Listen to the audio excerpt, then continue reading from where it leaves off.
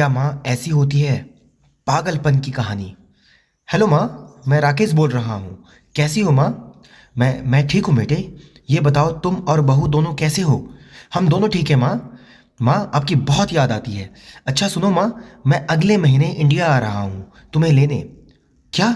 हाँ माँ, हम सब साथ ही रहेंगे। सीमा कह रही थी माँ जी को अमेरिका ले आओ। वहाँ अकेली बहुत परेशान हो रही होंगी। हेलो, सुन रही हो ना माँ? हाँ हाँ बेटे। बूढ़ी आंखों से खुशी के आंसू बह निकली। बेटे और बहू का प्यार नस नस में दौड़ने लगा। जीवन के 70 साल गुजार चुकी सविता ने जल्दी से अपने पल्लू से आंसू पोंछे और बेटे से बात करने लगी। पूरे 2 साल बाद बेटा घर आ रहा था। बूढ़ी सविता ने मोहल्ले भर में दौड़ दौड़ कर ये खबर सबको सुना दी।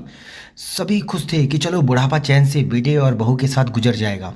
राकेश अकेला आया था। उसने कहा कि माँ हमें जल्दी ही वापस जाना है, इसीलिए जो भी रुपया पैसा किसी से लेना है वो लेकर रख लो। तब तक मैं किसी प्रॉपर्टी डीलर से मकान की बात करता हूँ। मकान? माँ ने पूछा।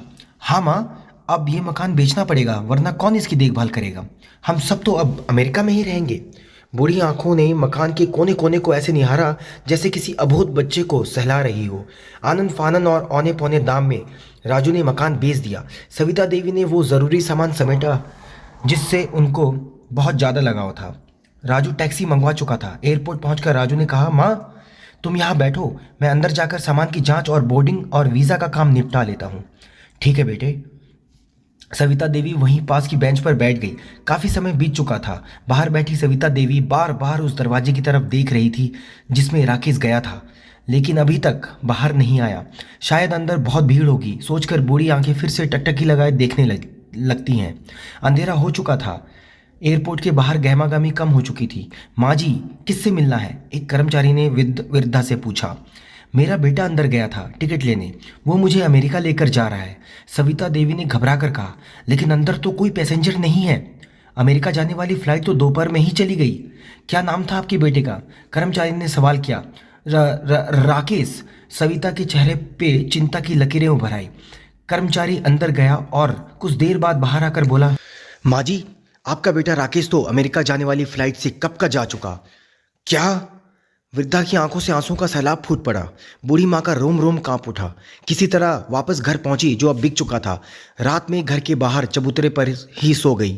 सुबह हुई तो दयालु मकान मालिक ने कमरा रहने को दे दिया। पति की पेंशन से घर का किराया और खाने का काम चलने लगा। समय गुजरने लगा। एक दिन मकान मालिक ने वृद्धा से पूछा, माँ जी क्यों नहीं आप अपने किसी रिश्तेदार के यहाँ चली जाएं? अब आपकी उम्र भी बहुत हो गई, अकेली कब तक रह पाएंगी? हाँ चली तो जाऊंगी, लेकिन कल को मेरा बेटा आया तो यहाँ फिर कौन उसका ख्याल रखेगा? आंखों से आंसू आने लग गए। दोस्तों, अगर आप चाहते हैं कि आपके बच्चे आपके साथ अच्छा करें तो अपने माँ बाप के साथ कभी बुरा ना करें। अगर ये कहानी पसंद आई हो तो प्लीज़ इसे लाइक, शेयर और सब्सक्राइब ज़रूर कीजिएगा। आपको मिलते हैं अगली कहानी में, तब तक के लिए bye bye. Thank you very much.